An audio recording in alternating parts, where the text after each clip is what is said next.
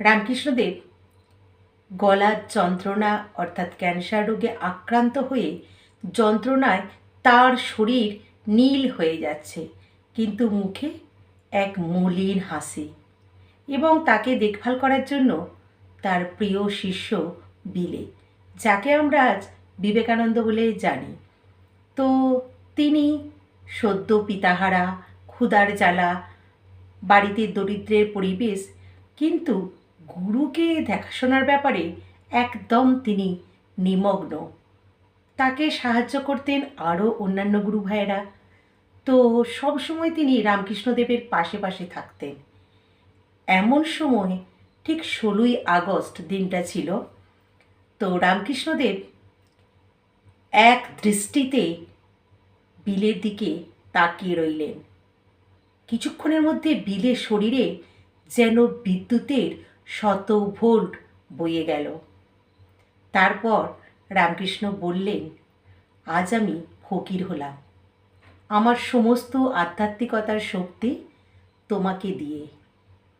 তুমি সেটা রক্ষা করবে এবং জগতের বা বিশ্বের বা দেশের নাম অর্জন করবেই, এটা আমার দৃঢ় বিশ্বাস। দিনটা 16ই আগস্ট। রামকৃষ্ণদেব আরও অসুস্থ।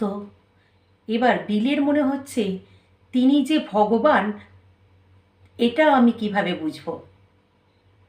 কিন্তু রামকৃষ্ণ তো অন্তর্যামী, তিনি তখন কথা বলার মতো ক্ষমতা নেই।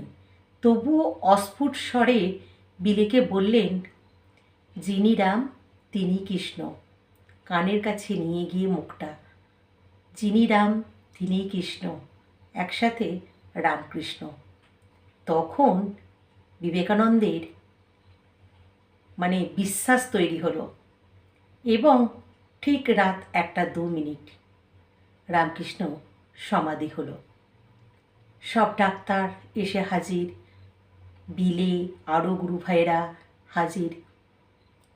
তো সেই সমাধি চির সমাধি।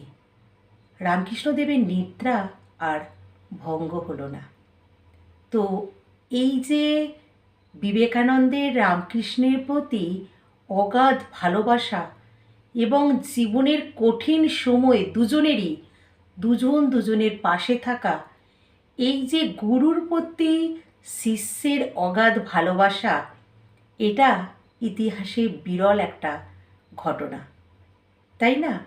গুরুর প্রতি শিষ্যের ভালোবাসা যে তাকে কতটা সম্মানের অধিকারী করে, কতটা সুনাম অর্জনের দিশারি করে, এটা